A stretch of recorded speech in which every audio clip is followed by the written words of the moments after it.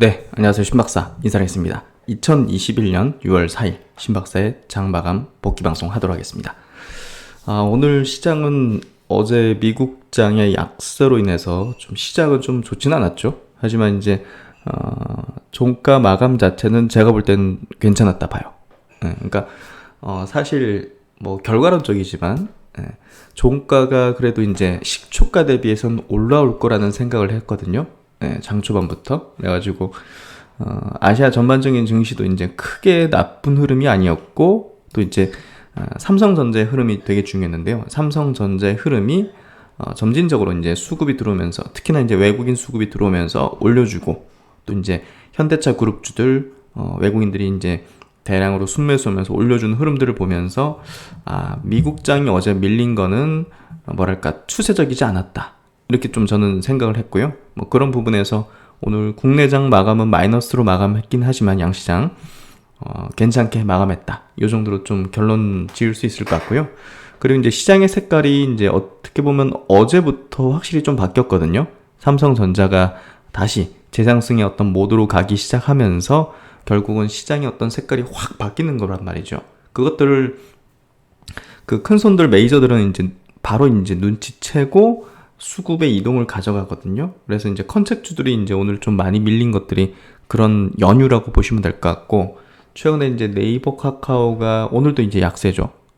장기적으로 당연히 갑니다. 네이버 카카오. 하지만, 지금 이제 단기적으로 보면, 네이버 카카오는 약간 좀 그 경기 민감 섹터군하고 바이오 섹터군하고는, 다른 행보를 보이거든요. 그러니까 바이오나 이제 뭐 삼성전자, 현대차나 이런 것들이 갈 때는 네이버 카카오가 쉬고, 그런 것들이 또 움직이지 않게 되면 네이버 카카오가 움직이고 하는 그런 약간 좀 다른 행보로 보이기 때문에, 그런 관점에서 네이버 카카오가 좀 쉬는 부분도 경기 민감 이제 수출주, 반도체, 자동차 비롯해서 그 다음에 이제 바이오 쪽으로 이동하는 그런 흐름이 전개되겠구나, 이런 거를 좀 저는 생각을 하고 있고요. 그런 어떤 메커니즘을 과거에 이제 있었던 사례들 통해서 제가 한번 설명드려 볼게요. 바이오 강세장을 위해서 필요한 세 가지의 조건이 있는데요. 그거를 좀 이해하시면 지금의 장에 대해서 아마 이해도가 높으실 거고, 삼성전자의 움직임이 좀 중요하겠구나, 이거를 좀 인식하실 것 같아요. 최근에 이제 삼성전자 언급을 많이 드린 이유도 그런 연유입니다. 삼성전자를 뭐 꼭 사세요, 무조건 갈 겁니다, 뭐 이런 얘기를 드린다기보다는 삼성전자 움직임 자체가 저렇게 나타난다는 거는 당연히 지수가 간다는 거고, 거기에 따라서 시장으로 돈이 확 이제 몰아치고 또 이제 불타오를 수 있는 그런 어떤 흐름으로 전개될 수 있거든요. 그런 것들이 제가 생각하는 어떤 베스트 시나리오 어떤 범주에 들어가기 때문에 굉장히 좀 뭐랄까 의미심장했던 어제 삼성전자 행보, 그리고 오늘 밑꼬리 그리면서 올려준 그런 행보라고 보면 될 것 같아요. 그리고 이제 오늘 셀트리온의 신약 개발 전략에 대한 리포트 관련된 내용도 한번 짚어보면서, 뭐 셀트리온 그룹주들 최근에 계속 지지부진한 흐름인데요. 너무 걱정 않으셔도 될 것 같아요. 어느 정도 바닥은 확인했다 보면 될 거고요. 그리고 이 셀트리온이라는 기업 자체의 어떤 행보는 굉장히 계획적이고 전략적입니다. 그래서 주가를 뭐 이렇게 단기적인 어떤 관점에서 뭐 이렇게 좀 조정받고 시장 대비 안 좋고 하는 거에 대해서 너무 이제 매몰되지 마시고요. 전략의 어떤 흐름들을 따라가다 보면요, 어느 순간 셀트리온 저만치 올라가 있는 그런 시점이 올 겁니다. 그래서 종합적으로 오늘 일주일 마감도 해보면서 얘기 한번 들어보도록 하죠.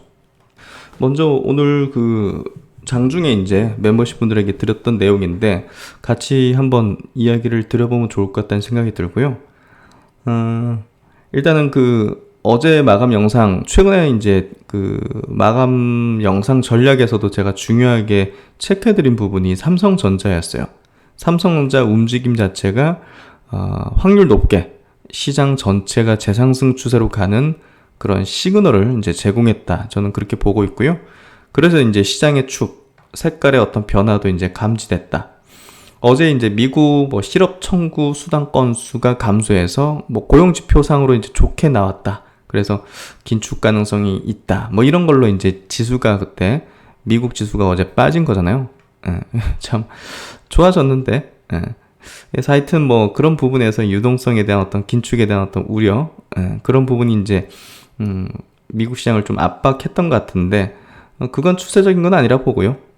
결국은 국내 시장에서도 이제 시초가에는 약세의 영향을 미치긴 했지만, 종가까지 어떤 장세의 영향에 미치지는 못했습니다. 그래서 상승 추세로 가는 흐름에 그 미국에서의 어떤 그 하락이 영향을 미치지 못했다. 한마디로 시장은 추세가 전환됐다. 상승 추세다. 이렇게 좀 결론 저는 내리고 갖고 있고요. 오늘 이제 수급으로 보면 외국인들이 코스피 시장에서 1,600억을 순매수했는데요. 반도체 쪽하고 자동차 쪽을 도합 3,300억 순매수했습니다. 코스피에서. 그러니까 결국은 다른 쪽에서는 차익 실현을 했고, 그리고 반도체, 자동차, 한국의 대표 수출 품목 기업에 대해서는 강력한 순매수를 계속 이어가고 있다는 겁니다. 그래서 금융 쪽에 한 500억 팔았고, 이제 조선 해운 쪽에서 한 500억 팔았고, 유통 쪽에서도 한 300억 팔았고, 결국은 이제 그런 거죠. 서비스업, 네이버 카카오도 한 700억 팔았고, 결국 이제 차익 실현하는 쪽, 그리고 외국인이 사는 쪽이 굉장히 양분돼 있다는 거죠, 지금. 근데 이제 그게 제가 볼 때는 지수에는 굉장히 우호적인 방향으로 갈 거고, 그게 도리어 지금 한 5, 6개월 정도 쉬었던 대표 업종, 반도체, 이제 자동차, 전기차, 뭐 2차 전지는 조금 더 쉴 수도 있어요. 그런 것들. 그리고 바이오. 그다음에 이제 바이오는 이 반도체, 자동차 그 다음이라고 저는 보고 있어요. 같이 양립해서 가기보다는 어쨌든 그 메커니즘에 대해서 한번 들어보시면 좀 이해되실 거라 봐요. 그래서 이제 오늘 한국 대표 수출주인 반도체, 자동차 이쪽에 대한 매수에 좀 외국인들은 열을 올렸고요. 최근 이제 컨택주들하고 경제 재개 관련주들이 있죠. 면세, 여행, 항공 뭐 이런 것들, 그런 것들이 이제 좀 차익 실현 조정을 받았고, 철강, 화학 이런 이제 소재주들, 원자재 관련주들 조정 계속 받고 있고, 금융주도 이제 차익 실현을 좀 하는 모습을 이제 볼 수가 있죠. 그래서 장의 색깔이 좀 바뀌었다. 바이오 쪽들 같은 경우는 이제 계속 갈 듯 하다가 안 가는 흐름을 보이잖아요. 그래서 그런 부분들이 좀 기간 조정에 기간이 좀 길어지는 그런 흐름이라고 볼 수 있고요. 이런 부분이 길면 길수록 결국은 향후 차례가 올 때 시세의 어떤 폭은 굉장히 클 수 있다. 그렇게 생각하고요. 그러면 이제 제약바이오 섹터가 이제 강세 패턴으로 가기 위해서 필요한 세 가지가 뭔지를 좀 한번 이해하시면 보다 더 이제 전략상 잘 세울 수 있을 거라 생각합니다. 첫 번째는 모멘텀이 중요해요. 우리가 이제 과거 바이오 장세 때 그 한미약품 2015년도 기술 수출 크게 했을 때, 그때 이제 전체 막 들썩이면서 막 몰아쳤죠. 근데 이제 그때가 이제 이미 시장에서는 막 돈이 막 풍부했어요. 뭐 화장품 관련주, 중국 관련주 막 그런 류의 이제 기업들이 막 폭등하고, 뭐 게임주도 그랬었죠. 그래가지고 시장에 막 달아올라 있었어요. 근데 이제 그게 불을 확 끼얹어 준 거죠. 기름을. 그러면서 이제 바이오에 확 다 그 자금들이 싹 몰려오면서 뭐 관련주들, 그 당시에는 시총이 크지 않았었으니까 막 그냥 막 상한가 막 연속으로 날려버리고 막 이런 식의 이제 굉장히 큰 어떤 상승을 보여줬었고요. 그게 바로 모멘텀입니다. 그리고 이제 2017년도에는 이제 면역항암제 쪽의 모멘텀, FDA 이제 승인이 여러 건 있었던 그런 모멘텀, 항암제의 어떤 3세대 항암제의 어떤 부각, 이런 부분들하고 또 셀트리온의 바이오시밀러의 엄청난 이제 뭐랄까 개화기, 그러면서 이제 이전 상장이라는 또 모멘텀, 그게 이제 완전히 그냥 뭐 폭발적인 어떤 흐름을 만들어줬죠. 그게 이제 두 번의 과거 큰 어떤 바이오 모멘텀, 그리고 작년 같은 경우는 코로나 모멘텀이 또 만들어냈었죠. 두 번째는 유동성이에요. 첫 번째는 아까 말씀드렸듯이 시장에 막 중국 소비주들, 화장품주들 때문에 막 달아올랐던 유동성이 풍부했어요. 그게 싹 다 바이오로 이동하면서 바이오 폭발 장세를 만들어냈죠. 그리고 이제 2017년도 바이오 큰 장세가 섰을 때는요, 시장의 유동성이 굉장히 풍부했는데, 그게 이제 반도체 슈퍼사이클이라는 굉장히 전무후무한 그 IT 어떤 모멘텀이 시중의 유동성을 쫙 이제 끌어올려주면서 이제 주식시장 달아올랐었죠. 그래서 뭐 그때 당시 하이닉스라든지 뭐 삼성전자 신고가 내고 뭐 삼성전기 뭐 OLED 관련주들 막 진짜 10배거짜리 발생하고 뭐 BH라든지 SK코롱 PI 같은 기업, 지금은 뭐 사명이 PI 첨단 소재인가 이렇게 바뀌었죠. 그런 것들이 이제 급등하면서 이제 엄청난 시장의 어떤 유동성을 시장에 좀 증시로 이제 유입시켰는데 반도체가 어느 정도 정점을 찍는 어떤 흐름들이 전개되면서 그 유동성이 바이오로 확 몰아쳤죠. 그러면서 이제 셀트론 같은 기업, HLB나 뭐 신라젠 같은 면역 항암제 관련된 그런 기업들에 대한 어떤 뭐 HLB는 면역 항암제는 아니지만 어쨌든 그 항암제 관련된 모멘텀들이 불면서 거기에 유동성이 확 이제 몰아붙였죠. 이제 그런 것들이 큰 상승기가 나오기 전에는 충분한 이제 매집 기간, 조정 기간이 좀 있었어요. 그래서 그런 부분들이 이제 갖춰졌을 때 이 세 가지가 요건이 충족됐을 때 바이오의 어떤 큰 장이 섰다. 근데 이제 2020년은 좀 특수 상황이에요. 작년 같은 경우는 반쪽짜리 좀 바이오 장세였다고 보시면 될 것 같아요. 그래서 사실 코로나 관련 주들 아니면 뭐 사실 뭐 크게 오른 거 알테오젠 정도인가? 그러니까 코로나 모멘텀으로 인해서 코로나 모멘텀에 부합되는 그런 바이오 섹터의 종목들이 움직였다는 거죠. 그런 것들이 결국은 준비된 건 아니었어요. 당연히 갑작스럽게 이제 뭐 코로나가 터질지 뭐 메이저들이 어떻게 알았겠습니까? 그러니까 준비해오던 그런 어떤 그런 흐름이 아니었기 때문에 갑작스럽게 해당 이슈에 부합되는 것들, 뭐 키트나 백신이나 뭐 치료제 관련된 기업들을 급하게 매집해서 끌어올렸다는 거죠. 제가 볼 때는. 그래서 뭐 신풍 뭐 이런 것들이 뭐 탄생했고. 그래서 제약바이오 섹터가 이제 작년에 이제 굉장히 양분이 됐었어요. 오른 것과 못 오른 것. 이걸로 굉장히 양분되어 있고, 보시면, 이 괜찮은 종목인데, 괜찮은 글로벌 임상 모멘텀을 갖고 있는데, 왜 하나도 안 올랐지? 거의 오른 게 없지? 이런 종목들이 굉장히 많단 말이에요. 그러니까 이제 제가 그 다음 바이오 장세 터질 때를 좀 준비하는 그런 전략적인 종목은 그런 범주에 있는 종목들로 이제 포진이 돼 있다는 거죠. 그래서 작년에 막 터지고 막 엄청나게 수익률이 나온 어떤 뭐 시젠이나 뭐 신풍제약 같은 뭐 그런 것들은 제껴야죠. 그런 것들은 이제 투자 대상이 아니고. 그래서 이제 코로나 모멘텀이 없는 바이오 종목들은 작년 상승이 뭐 상당히 미진했고요. 제대로 된 시세 분출이 이루어지지 않았던 반쪽짜리 이제 바이오 장세였습니다. 그래서 바이오 장세, 그러니까 다시 또 터지기 위해서는 뭐가 또 필요할까요? 분명히 이제 모멘텀이 필요하고요. 모멘텀은 코로나 모멘텀이 아닌 다른 모멘텀 쪽입니다. 그러니까 본래 이제 그 해당 바이오텍 회사의 이제 본질적인 어떤 경쟁력, 임상 모멘텀, 여러 가지 그런 것들, 뭐 굉장히 좋은 데이터라든지, 글로벌 트렌드에 부합되는 그런 어떤 기술 트렌드에서 굉장한 성과를 내는 그런 모멘텀, 슈퍼스타 탄생, 이런 것들이 필요한 거죠. 그리고 두 번째는 유동성이에요. 유동성을 지금 삼성전자, 그리고 현대차 그룹주가 만들어주고 있어요. 그 두 개 섹터, 반도체와 자동차 섹터가 지금 시장에서 막 불어닥치죠. 외국인들 사재 끼고 올라가고. 그 지수 관련주니까 지수도 같이 올려주죠.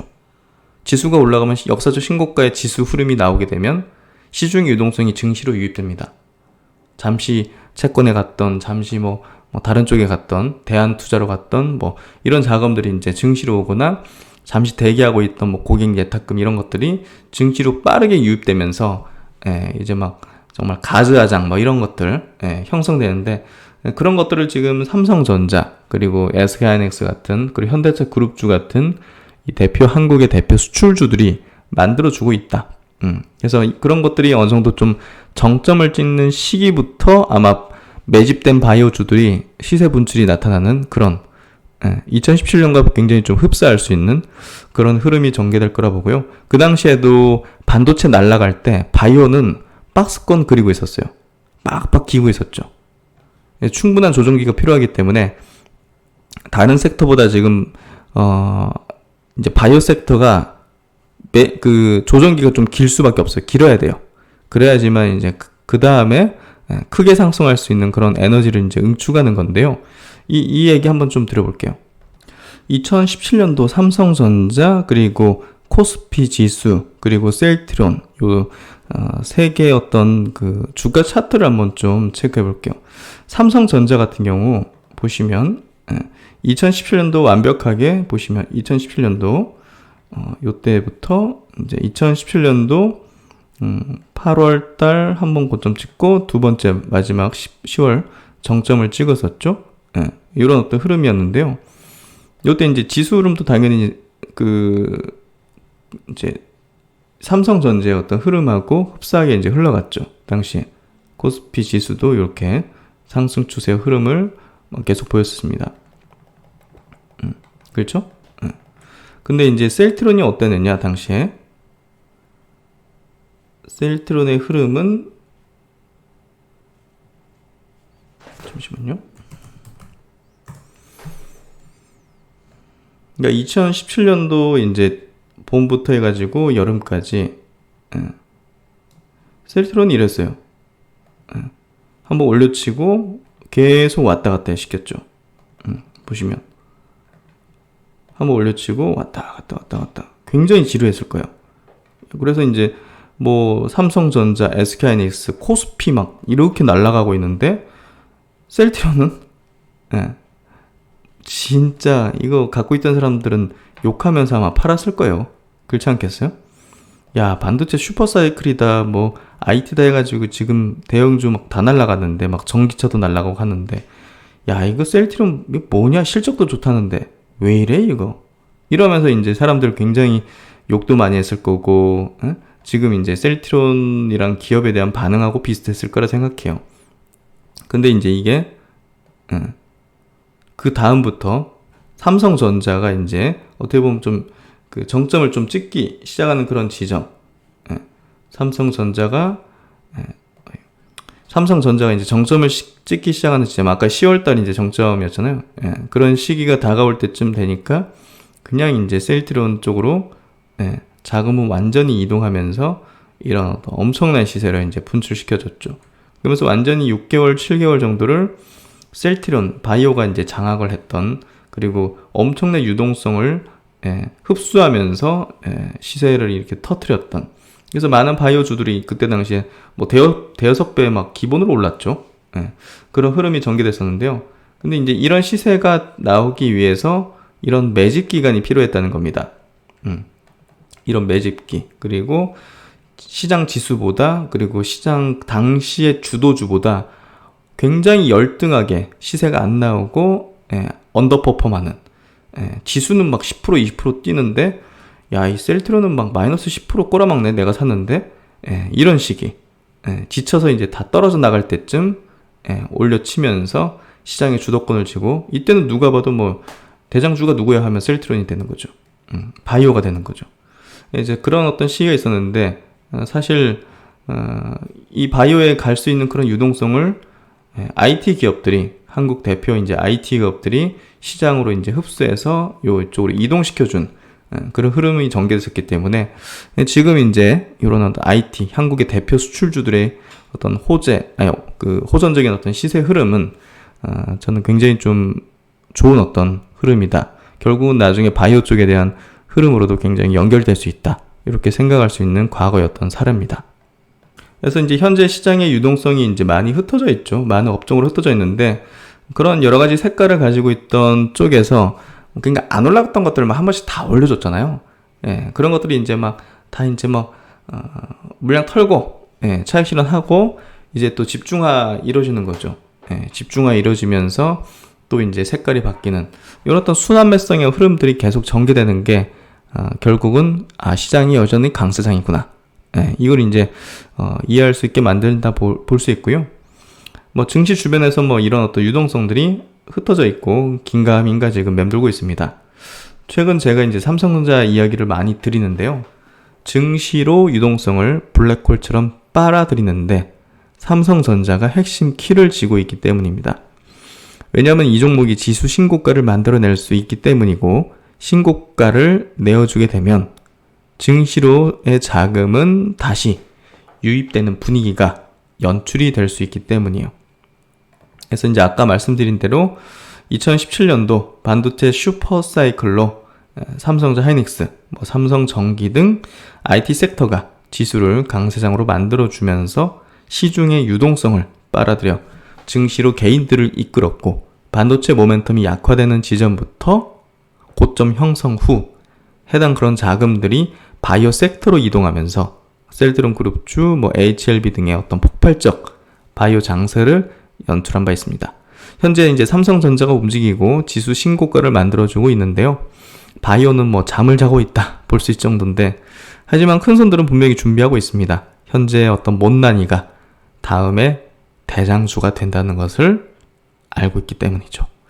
다른 섹터보다 긴 조정이 필요하고요. 유동성이 이동하길 기다리면서 슈퍼스타성의 모멘텀을 기다리고 있다. 이렇게 좀 판단하고 있고요. 이 세 가지의 요건이 좀 부합되는 지점, 분명 감당하지 못할 바이오의 저력이 나오리라 생각을 합니다. 뻘 속에 진주가 있는 법이죠. 주식 투자 성공의 키워드는 대중의 뒤안길에 있다고 봅니다. 그래서 이런 부분들을 꼭 이제 유념해서 생각해 보시면 제가 볼 때는 내공의 어떤 발전이 있지 않을까 하는 생각이 들고요. 그리고 이제 현대차증권에서 나온 이제 제약바이오 관련된 내용인데요. 셀트론이 선택한 이 최근에 이제 ADC 기술 플랫폼이 있죠. 익수다라는 이 영국의 회사, 여기 지분 투자 결정한 부분이 향후 이제 신약 개발을 하는 데 있어가지고 상당히 중요한 선택을 했다고 보여져요. 그래서 그런 부분에서 셀트론의 이제 밸류에이션을 지금보다 이제 더 증폭시킬 수 있는 방법은 결국 이제 신약 개발이라는 어떤 부분에 있을 거라고 봅니다. 그런 부분에서 이 리포트에서 좀 자세히 이제 담았는데요. 요약된 걸로 한번 보도록 할게요. 셀트론이 선택한 ADC 기술 플랫폼에서 셀트론의 이제 ADC 기업 지분 투자 기술 플랫폼의 가능성이다. 영국에 본사를 두고 있는 항체 약물 접합제 전문 개발 기업인 익수다 테라피틱스의 지분 투자를 결정했다. 셀트론은 과거 CMO 사업을 영위한 후 현재는 바이오 시밀러 사업으로 기업의 캐시카우를 성공적으로 창출하고 있으며, 최근에 이제 다케다 제약 아시아 퍼시픽 사업부를 인수해서 케미칼 의약품 사업을 확장해 종합 제약사로 거듭나고 있는 국내에서 유일하게 빅팜으로 갈 수 있는 그런 기업이죠. 하지만 신약 개발은 레큐로나주 외 파이프라인이 부재한 상황이다. 결국 셀트론은 바이오 시밀러 사업을 영위함과 동시에 미래를 위해 갖춰야 할 집중 사업 분야로 바이오 신약에 집중할 것이다. 그럴 수밖에 없습니다. 그 첫걸음이자 대표 기술 플랫폼으로 ADC 기술이 선택된 걸로 보여집니다. 이거가 붙여가지고 약효를 훨씬 더 높일 수 있는 이제 부분이니까요. 그래서 셀트론이 강점을 갖고 있는 이 항체, 그리고 이제 케미컬 사업부 막 키우고 있고 인수합병하고 하면서 이 케미컬 요 이제 접합시키는 그런 ADC 기술까지 결합시키면 이거 셀트론의 어떤 장점을 완벽하게 이제 활용하면서 차세대 어떤 신약을 만들 수 있는 그런 역량을 확보하는 거잖아요. 그래서 참 정말 그 셀트론이라는 이제 이 그룹 기업은요 정말 영리한 그룹이에요, 기업이에요. 그래서 그런 부분에서 정말 향후가 또 기대되는 그런 행보라 생각되고요. 향후 임상 성공률이 더욱 높아질 것으로 기대되는 ADC 기술이다. 이 ADC는요, 희귀의약품 등록, 그리고 혁신 신약 지정, 그리고 패스트 트랙으로 대부분 지정됩니다. 그래서 이게 이제 간단히 보면, 이거 중요한 약이니까 빨리 이게 만들 수 있도록 우리가 도와줄게. 이런 거거든요, 결국. 이런 거에 지정시켜준다는 거거든요. 그래서 상대적으로 빠른 개발이 가능하다는 거죠. 시장 규모는 50억 달러 수준에서 25년까지 180억 달러, 20조 원 규모까지 성장할 걸로 지금 전망이 되고 있고요. 현재는 유방암, 림프종, 비소세포 폐암 치료를 위한 항암제로 이제 주요 파이프라인들이 개발 중입니다. 항암제로 개발을 해야 돼요. 그게 가장 임팩트가 크니까요. 지난 제약바이오 산업보고서에서 ADC 기술과 이중 항체 기술을 임상 성공률을 높일 수 있는 기술 플랫폼으로 설명한 바 있다. 그래서 바이오마커와 모델리티를 동시에 전략할 수 있도록 구성한 이 ADC 이중항체 기술은요, 임상 성공률이 이 저분자 화합물 대비 높은 기술이다. 그래서 임상 성공률 자체를 높일 수 있는 또 그런 플랫폼 기술이라 보면 될 것 같고요. 2019년 2조 원에 달하는 매출을 보인 루슈의 케알실라가 유방암에서 높은 성장을 보이고 있다. 그래서 ADC 약물은 현재까지 총 12개 제품이 승인됐고요. 가장 최근 아스트라제네카의 어떤 이제 제품 이뮤노메딕스의 제품 등이 대표 제품으로 지금 꼽을 수가 있습니다. 그러면 이제 왜 ADC 기술 플랫폼인가? 기존에 이제 화학요법 항암 치료를 받는 환자들은 부작용, 우리가 뭐 잘 알죠. 그런 세포 독성으로 암세포뿐만 아니라 이제 세포 분열이 활발히 일어나는 쪽이 어디입니까? 이제 머리카락 같은데. 예. 그리고 이제 호중구 세포, 이런 어떤 면역 쪽. 이런 쪽을 공격하는 어떤 부분 때문에 이제 부작용으로 탈모, 그리고 면역력 감퇴라는 그런 부작용을 겪는데요.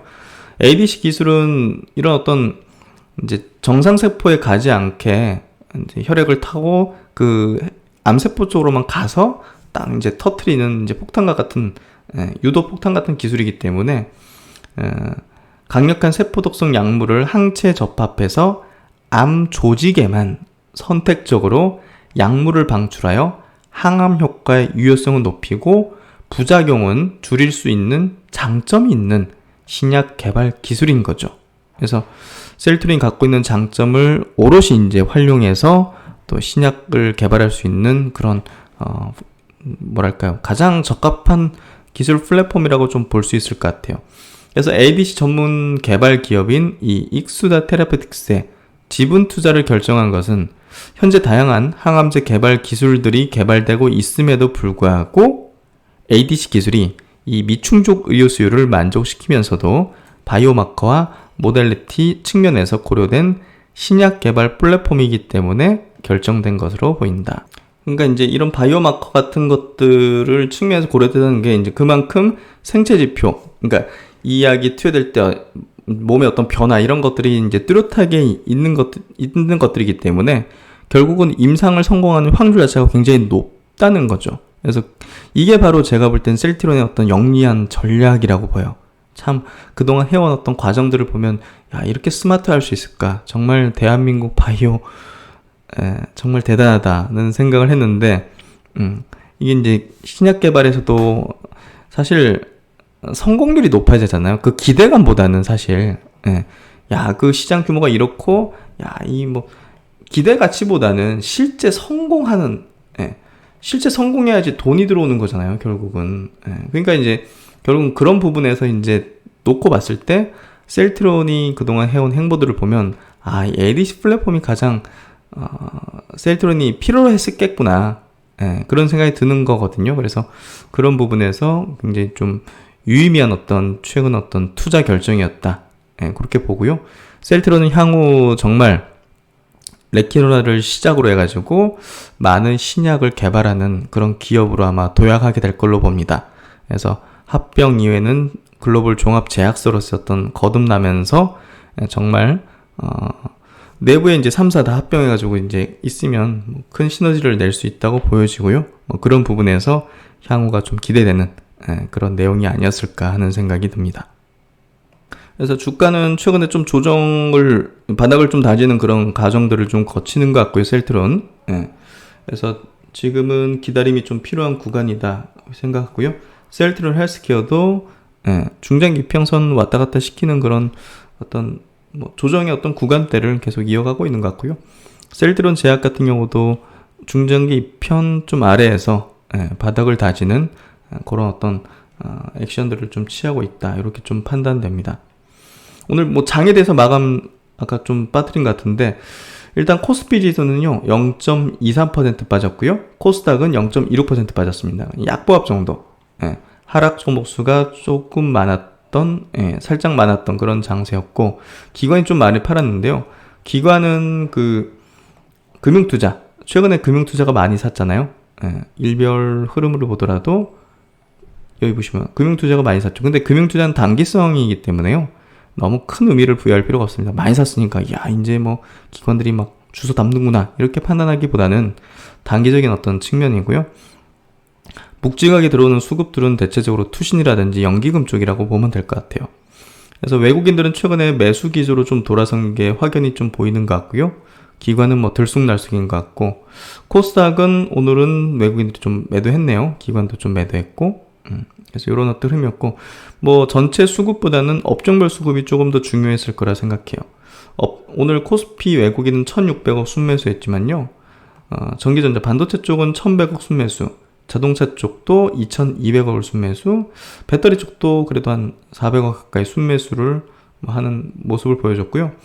유통 쪽, 최근에 많이 올랐던 유통, 조선, 해운, 뭐 은행, 뭐 금융 이쪽, 증권 쪽도 좀 차익 실현했고, 네이버 카카오가 있는 서비스업 쪽도 좀 700억 차익 실현을 했네요. 기관은 뭐 골고루 이제 매도를 했는데, 자동차 쪽은 1500억 순매수를 한 게 좀 의미 있네요. 그래서 연기금이 엄청 샀네요.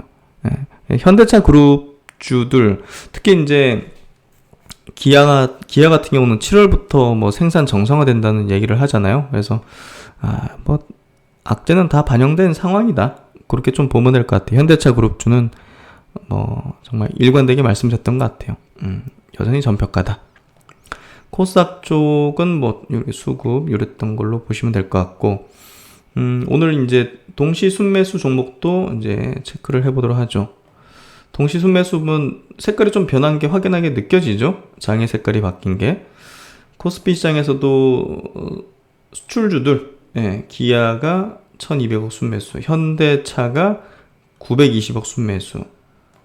야, 이건 인버스인가? 인버스네요. 인버스를 900억? 900억을 인버스로 샀어요. 외국인 기관이. 해지인가? 모르겠네요. 만도, 자동차가 많죠? 만도 600억 순매수, 5% 넘게 상승. 현대모비스 3% 상승. 현대모비스는 최근에 이제 좀 못 올랐죠? 현대차나 기아 대비해서. 근데 뭐 낮은 가격일수록 메리트가 더 높은 거죠. SK이노베이션도 소폭 좀 오르면서 수급도 좋았고요. 현대로템, 현대위아, 오늘 뭐 현대차 그룹주들 뭐 그냥 싹 다 좋네요. 효성 첨단 소재 뭐 이런 것들, 또 이제 수소 쪽에 포함되죠. LG노텍 최근에 흐름 좋은 것 같아요. 거의 다 막 빠진 거 회복하는 흐름이고요. 그리고 SL 같은 자동차 부품주도 최근에 흐름 좋은 것 같아요. 어차피 뭐 현대차 그룹이 미국에서 지금 점유율이 뭐 11% 이렇게 올라오면서 거기에 이제 공장 있는 부품사들도 같이 또 좋아질 수밖에 없잖아요. SL 같은 기업이 뭐 대표적인 기업으로서 오늘 수급도 굉장히 좋았고요. CJ제일제당 계속 좋네요. 수급. 그리고 뭐 이런 정보. SK바이오팜은 제가 바이오 섹터 내에서 조금 강조를 많이 드렸던 것 같아요. 여전히 제가 보는 관점에서, 제가 보는 어떤 밸류에이션 관점에서는 굉장히 싸다. 코스닥 쪽도 보시면 조금 최근에 좀 성격들이 좀 많이 바뀐 느낌이죠. 셀트론 헬스케어 240억, 나머지는 뭐 성화이텍도 자동차 부품주잖아요. 성격들이 좀 많이 바뀌었죠. 포스코 ICT도 많이 쉬었던 것 같아요. 올라올 때 됐죠. 스마트 팩토리 관련 주로서 대장주죠. BH 오늘 이렇게 수급 주었던 게 좀 의미심장한 것 같아요. 하반기에 대한 전망할 때, IT 쪽에 전망할 때 저는 모바일 쪽 좋아질 거라고 생각하거든요. 그래서 이따가 뭐 리포트 간략하게 한번 좀 보도록 할게요. 그리고 유니스는 뭐 풍력 쪽으로 보시면 될 것 같고, 나머지는 뭐 개별주 성격인 것 같아요. 신흥 SAC 최근에 좀 흐름이 좋은 어떤 모습으로 나오고 있는 것 같아요. 어쨌든 뭐 개별주들도 좀 있고, 코스닥은, 코스피는 확연하게 이제 수출주, 현대차 그룹주 뭐 이런 쪽으로 수급이 좋았던 그런 모습이었죠. 아시아권 증시도 오늘 뭐 보합 정도였어요. 니케이 증시 0.4% 그래도 양봉으로 전환됐죠. 홍콩도 양봉 전환 0.3% 밀렸고요. 대만도 0.5% 밀렸는데 밑꼬리를 좀 그렸죠. 상해 증시수 양봉으로 전환됐습니다. 0.2% 상승. 그래서 미국장의 영향을 받았다가 좀 회복되는 흐름이었고, 뭐 공대장도 그런 흐름에서 모습이 좀 나타났던 것 같고요. 그리고 이제 시총 상위주들로 한번 좀 체크해 보죠. 뭐니뭐니 해도 삼성전자가 제일 중요하다는 얘기를 드리고 싶고, 0.7% 밀렸고요. 밑꼬리를 좀 그렸죠. 오늘 1.5%까지 밀렸다가 쭉 이제 끌어올리는 5회. 그리고 이제 그 수급이 이제 외국인이 이제 또 순매수로 계속 이어갔던 흐름. 기관이 좀 팔았죠. 그래서 그런 흐름이었고, SK하이닉스도 마찬가지로 중요한 건 외국인 수급이 최근에 좀 들어온다는 거. 이런 흐름들이 좀 중요했다. 그렇게 보시면 될 것 같고, 네이버는 보시면 이제 이제 다른 어떤 경기 민감 섹터 좀 올라갈 때는 좀 쉬어주는 경향이 있어요. 그래서 그런 부분에서 수급도 이렇게 좀 나오는 경향. 카카오도 수급, 기관 외국인 쌍끌이 매도 쉬어줄 것 같아요. 네이버 카카오. LG화학 약보합 기관이 좀 팔았네요. SDI 2차전지도 이제 조금 쉬어가는 구간으로 생각되고요. 현대차 1.2% 상승, 외국인 기관 쌍끌이 순매수. 삼성바이오가 외국인 순매수로 1.9% 상승. 그리고 이제 기아가 2.3% 상승. 포스코, 현대모비스가 오늘 제일 셌네요. 3% 강세. 그리고 SK이노베이션도 플러스로 마감됐고요. 그리고 코스닥은 시총 상위주 셀트론 헬스케어, 셀트론 제약, 카카오 게임즈, 에코프로비엠이 강세였고 나머지는 좀 약세였네요. 휴젤은 이제 매각 절차를 하고 있죠. 그래서 강한 어떤 흐름을 보여주고 있네요.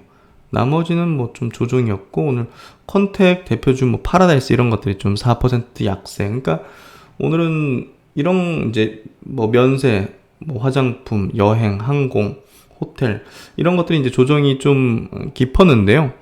쉬어가는 구간으로 된 것 같아요. 최근에 좀 가파르게 올라온 그런 부분에서 장의 색깔도 확 바뀌다 보니까 수급이 좀 이동하는 거죠. 모드투어도 이제 4.5% 약세, 참전 여행이 4% 약세해서 기술적으로도 조금 쉬어가는 구간이 되는 것 같아요. 하나투어 5% 약세. 뭐 대장주잖아요. 여행주의 대장주 성격의 종목이었고, SM도 이제 6.9% 약세로 결국은 이제 엔터 대장이었잖아요. 최근에 가장 탄력 있게 셌던 그런 이제 엔터주였기 때문에 결국은 여기 이렇게 장대 음봉 생겼다는 것 자체가 조금 쉬겠다. 이쪽에서 이제 수급이 이제 경기주들, 수출주, 반도체, 자동차 쪽 이동하는 그런 흐름으로 좀 보면 되겠네요. 그래서 이제 코스피 지수는 이렇게 견조하게 상승 추세대의 어떤 흐름으로 이렇게 가는 모습인 것 같고요. 코스닥 지수는 코스피보다는 조금 탄력이 강하진 않죠. 뭐 반도체 현대차 그룹주가 뭐 코스피에 있고 거기에 시총이 큰 종목이기 때문에 코스닥은 조금 그거보다는 좀 강하지 않죠. 바이오가 움직여야 이제 이건 가는 거죠. 그래서 코스피 대비 조금 이제 탄력은 좀 약한 그런 흐름을 좀 보여주고 있다. 이렇게 좀 정리하면 될 것 같아요. 그래서 관련 리포트를 좀 더 볼게요. 삼성증권에서 나온 리포트인데요. 기아 7월 생산 정상화가 예상이 된다. 그래서 이제 어제죠. 이제 5월달에 글로벌 판매 및 업황 관련한 이제 컨퍼런스 콜을 진행을 했고요. 뭐 6월 생산도 이제 5월과 동일하지만 인도 공장 정상화로 증가할 걸로 예상이 된다. 7월부터 생산 및 판매 정상화 예상이 되고 이게 중요한 포인트라고 생각돼요. 7월부터 생산 및 판매 정상화. 이제 불확실성이 좀 거치기 시작했다는 거잖아요. 그러니까 우리 증시에서는 야 이거 언제부터 생산 제대로 되냐. 이거 회사에서도 답을 못 해주다가 이렇게 또 예상을 한다. 이렇게 또 발표를 했기 때문에 불확실성이 서서히 거치고 있고 TSMC가 야 이거 안 되겠다. 자동차 쪽 야 저러다가 저 고객사들 잃겠다. 일단 급한 것부터 해주자 해가지고 그 자동차 쪽에 대한 반도체 공급에 대한 천명을 했죠. 그게 또 불확실성을 제거해준 그런 부분들이었기 때문에 이 자동차, 현대차 그룹주에 대해서 우호적인 환경 그리고 바닥을 확인시켜주는 그런 흐름들이 좀 전개됐다. 왜냐하면 그게 투자적인 게 아니라 일시적인 거였잖아요. 반도체 쇼티지로 생산 차질 그리고 실적 저하 가능성. 그러면 그게 해소되면 어떻게 되겠어요? 눌려있던 용수철이 그냥 튀어오르는 개념이 되는 거죠. 그래서 중국 제외하고 모든 시장의 수요가 강해서 공급 부족에 대해서 리스타킹 의지가 확인됐다. 재고를 다시 또 축적하는 그런 의지가 확인됐다. 1분기 저점으로 분기별 생산 및 판매 증가가 4분기까지 이어질 전망이다. 기아 타픽 유지, 완성차 리스타킹 수혜가 예상되는 부품주 주목. 그래서 SL이 최근에 주목받고 있고 주가 탄력도 제일 좋아요. 현대, 위아, 이제 뭐 SL 뭐 이런 것들. 그래서 그런 부분들 보시면 되겠습니다. 그리고 이제 미국에서 어제자로 이제 보면 GM하고 포드가 신고가를 냈어요. 그러니까 여기도 이제 생산 차질이 굉장히 심했는데요. 뭐 포드는 뭐 100만 대, 110만 대 정도의 생산 차질이 빚어진다, 뭐 이렇게 밝혔는데, 뭐 그런 것들이 좀 해소되는 흐름들이 전개되면 뭐 결국은 이렇게 되는 거죠. 신고가. 그러니까 현대차 그룹주도 시간의 문제지 다시 재차 또 신고가를 내게 될 겁니다. 그런 부분에서 우호적인 시각을 계속 가지고 있고요. 그래서 이제 NH증권에서도 여기 이제 미국 시장에서 현대차 그룹들 이제 레벨업이다. 2011년 5월에 10% 정도 이제 점유율이었는데 미국 시장에서 그걸 넘어서는 11%를 기록했다. 5월 달에. 이제 포드의 어떤 생산 차질 이런 것들에 의한 어떤 일시적인 반사 이익도 뭐 포함됐을 것이다. 하지만 이러한 일시적인 어떤 반사 이익 외에도 구조적인 개선 요인이 더 큰 걸로 제품 경쟁력이라든지 브랜드 인지도 개선 뭐 이런 것들이 더 큰 요인이었을 걸로 판단된다. 어쨌든 현대차 그룹주들은 중장기 주가 재평가가 기대가 된다. 그래서 23년까지 이제 이런 선순환 구조는 지속될 전망이라는 거, 성공적인 사업 구조에 대한 전환을 통해서 장기 지속 성장 가능성을 확인 과정, 요 속에서 재평가 수반될 걸로 판단이 된다. 그래서 그런 부분에서 전동화 사업 성장 잠재력이 큰 현대모비스와 기계 부문 실적 회복 및 중장기 이제 전동화 쪽에 대한 부분으로 이 사업 구조 변화 기대되는 현대 위아가 투자 관심 기업이다. 이렇게 좀 결론 짓고 있고요. 이 내용도 한번 참고해 보시면 좋을 것 같습니다. 그리고 이제 IT 관련된 산업 리포트에서 그 신한금융에서 오늘 나온 리포트 한번 좀 볼게요. 이거 되게 의미 깊은 것 같고요. 여러분에게 한번 소개시켜 드리면 또 이제 한번 생각해 볼 주제인 것 같아요. 그래서 이제 IT 수요에 대해서는 뭐 사실 하반기에 뭐 TV라든지 뭐 컴퓨터 뭐 이런 쪽은 좀 위축될 수는 있어요. 하지만 뭐 모바일 쪽은 괜찮을 거라 보고요. 또 반도체 쪽은 이제 서버에 대한 투자가 좀 재개된다는 부분들도 우호적인 방향이 될 거라고 봐요. 그래서 굉장히 뭐랄까 최근에 시장에서 뭔가 좀 우려를 통해 가지고, 왜냐면 삼성전자 IT 쪽이 5, 6개월을 주구장창 조정 횡보하다 보니까 뭐랄까 좀 부정적인 시류로 좀 바뀐 그런 어떤 뉘앙스가 컸거든요, 사실. 근데 냉정히 좀 따져봐야 됩니다. IT 산업, 세트 산업 내 코로나19 영향 충격이 아닌 수혜다. 그래서 2020년 작년 상반기 뭐 코로나19 발생으로 소비 심리는 크게 위축됐지만 그 IT 세트 수요는 굉장히 이제 좋은 흐름이었죠. 결국 이제 그 언택트 트렌드 수혜를 받았던 거고요. 그리고 이제 재택 활동, 뭐 재택근무, 재택교육 뭐 이런 것들이 보편화되면서 뭐 학생들 진짜 뭐 1년 동안 학교 못 간 애들도 많잖아요. 그래서 이제 작년 태블릿, 노트북 판매량은 사무용, 교육용으로 활용되면서 각각 18%, 27% 증가를 했죠. 딴 건 막 소비가 확 줄었는데 이건 이제 늘어났죠. 특히 PC는 10년 만에 판매량의 급증을 경험했습니다. 그래서 뭐 재택근무, 재택교육을 해야 되니까 그런 부분에서 필요했던 거죠.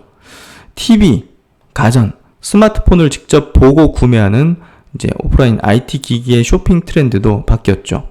더 많은 소비자들이 온라인에서 IT 기기를 구매하기 시작했고, 가전의 온라인 판매 비중은 가전도 그냥 온라인에서 보고 사는 거예요. 그냥 코로나19 환경에서 더욱 가파르게 상승했죠. 그래서 그런 수치들이 여기 이제 보시면 태블릿, 노트북 출하, PC 10년 만에 갑자기 증가, 국내 가전 시장에서 온라인 판매 비중이 이렇게 올라갔죠. 그래서 이제 사치제로 묶인 IT 세트, 해외여행 감소와 투자 자산의 가치 상승은 사치제의 어떤 소비 증가를 유발했죠. 막 부동산, 주식, 뭐 가상화폐 오르다 보니까 돈 좀 생기니까 이제 막 비싼 이제 TV도 바꿔버리고 그냥 뭐 이런 거죠 뭐. TV 가전 등 고가의 IT 제품 수요로 이어지게 됐었죠. 당초 TV와 가전은 소비 경기 둔화로 판매 감소가 가장 우려됐던 IT 제품군이죠. 근데 소비자들이 집에 머무는 시간이 길어지고 외출이 제한됨에 따라서 대안으로서 IT 제품의 이제 구매를 늘리게 됐던 거고, LG전자 같은 기업이 뭐 백색 가전, TV 이런 매출이 뭐 엄청나게 이제 역대 최대 규모를 경신을 했죠. 그래서 뭐 글로벌 이제 가전사들도 이제 그런 어떤 이제 같은 어떤 실적을 냈고요. IT 가전 기업들은 코로나19 상황에서 판촉비 등 고정비가 크게 줄며 수익성이 굉장히 향상이 됐죠. 그런 부분이 굉장히 좋은 성과를 가전 업체들이 내주었고요. 근데 이제 여기서 한 가지 우리가 들여다봐야 될 부분이, 사실 저는 아직 스마트폰을 안 바꿨어요. 바꿀 때 됐는데, 그래서 이번 가을에 신제품으로 바꿀 생각을 갖고 있는데요. 코로나19 수요에서는요, 스마트폰이 조금 예외적이었어요. 스마트폰은 언택보다는 약간 컨택트로 정의된 IT 세트로 여기서 지금 얘기를 하고 있는데요. 그런 개념이 맞는 것 같기도 해요. 필수 소비재로 좀 분류가 되다 보니까, 뭐 집에 머무는 시간이다 보니까 우리가 이동할 때, 밖에 나갈 때 스마트폰이 더 좀 활발히 활용되잖아요. 활용도 측면에서. 집에 있는데 뭐 스마트폰이요, 태블릿이나 뭐 노트북이나 TV로 이제 뭐 넷플릭스도 보고 이러는 거지. 그래서 스마트폰은 코로나19 영향이 수요 충격으로 나타난 IT 기기다. 소비자들은 재택 활동을 위해서 스마트폰이 아닌 태블릿과 노트북을 선택했다. 스마트폰은 우선순위가 낮은 필수 소비재로 분류됐다고 해석한다. 외출과 여행이 제한되는 환경에서도 소비의 대상으로 선호되지 못했다. 구매자들은 스마트폰 대신 교체 주기가 5에서 10년으로 긴 TV와 가전을 쇼핑 리스트에 담았다. 그래서 스마트폰 판매량은 작년 3분기부터 회복의 동향을 보이긴 했지만 다른 IT 세트나 그런 것들보다는 수요가 그렇게 높지 않았어요. 애플만 신제품 나오니까 막 바꾼다는 사람들, 매니아층들 많아서 그렇게 좀 됐지, 사실 뭐 삼성전자라든지 다른 어떤 스마트폰 관련 기업들의 실적이 그렇게 증가하지는 못했어요. 엄청나게. 그래서 결국은 그런 어떤 이제 이연 수요 이런 것들이 아마도 이번 3분기에 좀 이루어지지 않을까. 왜냐면 이제 컨택 개념이기도 하니까. 얘 밖에 나가니까 여행도 가고 이제 식당도 가고 레스토랑도 가고 술집도 가고, 거기 무슨 뭐 노트북 들고 가겠습니까, 술집에? 그러니까 이제 사람들 앞에서 또 스마트폰 내볼 이제 뭐 그런 것도 많을 거니까, 야, 뭐 액정 깨진 거 이거 그냥 스마트폰 교체해버려야지. 뭐 그런 거죠 결국은. 그래서 뭐 저 같은 경우도 사실 지금 스마트폰 교체해야지 하면서 안에 이제 들어있는 뭐 사진 뭐 이런 것들, 영상 찍은 것들 뭐 이런 것들이 많다 보니까 좀 주저주저 하거든요. 근데 약간 저도 액정도 깨진 부분도 있고 바꾸긴 해야 돼요. 노트 8이거든요 아직. 그래서 그런 부분에서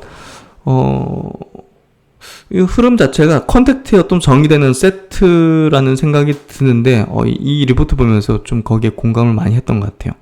그래서 이번 3분기에 조금 모바일 쪽에 대한 그런 교체 수요라든지 이연 수요들, 그런 것들이 좀 나오지 않을까.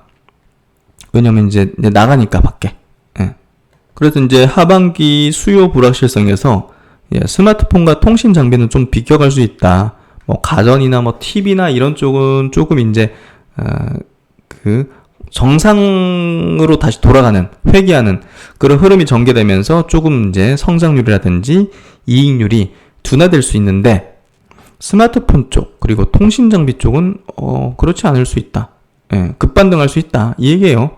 그러니까 스마트폰 2분기 저점, 3분기 급반등. 그래서 스마트폰 쪽은 하반기 부진할 것이라는 이제 의견이 거의 한 80% 되는 것 같아요. 저도 이제 리포트를 다 보지만. 근데 그렇지 않을 수 있다는 생각이 들고요.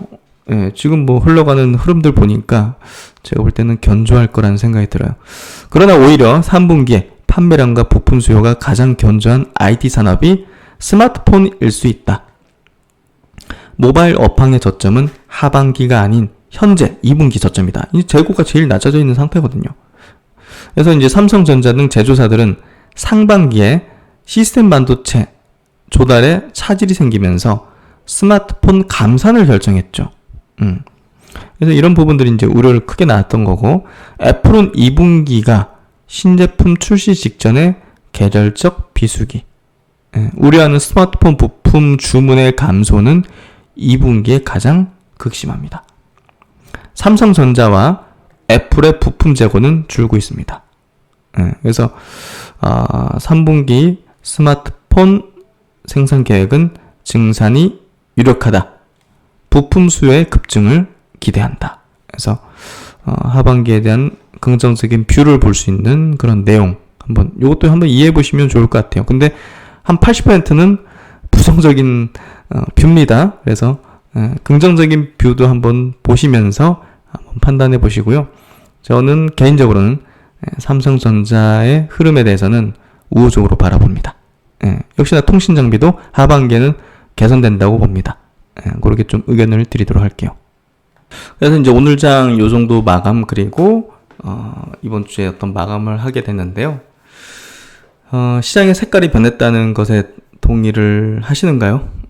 뭐 100% 확실한 건 없지만 증시에서는 그래도 그 가능성, 그 확률들을 조금 높여가면서 세심하게 또 판단해보는 그런 묘미가 있는 거죠. 그래서 100%가 될 때가 되면 이미 그것들은 모두 주가에 반영이 되어 있는 상태이기 때문에 어느 정도 이제 한 60, 70% 정도 뭐 맞다 하는 시기 될 때 이제 전략은 이제 실행으로 이제 들어가야 되는 거죠. 그게 이제 주식 시장이기도 하고요. 그래서 시장의 색깔이 변했다. 바이오 강세장을 위해 필요한 세 가지 어떤 조건에 대한 이해를 하셨으면 좋겠다는 생각이 들고요. 그리고 셀트리온에 대한 신약 개발 전략에 대한 어떤 이해, 그리고 지금 현재 외국인의 반도체, 자동차 업종에 대한 매수 이유와 그 흐름, 하반기에 대한 어떤 뷰, 이런 부분에 대해서 좀 이해하셨으면 좋겠고요. 신 박사는 긍정적인 뷰로 바라보고 있습니다. 그리고 그런 전략을 고수하고 있고요. 네, 하여튼 뭐 한 주 고생 많으셨고요. 6월달은 강세장, 불마켓의 어떤 흐름을 기원하고 기대해 봅니다. 네, 한 주 고생 많으셨습니다. 편안한 불금, 편안한 불금이 아니군요. 활활 타는 불금, 그리고 편안한 즐거운 주말 시간 되시고요. 저는 또 다음 시간에 좋은 내용을 가지고서 뵙도록 하겠습니다. 감사합니다.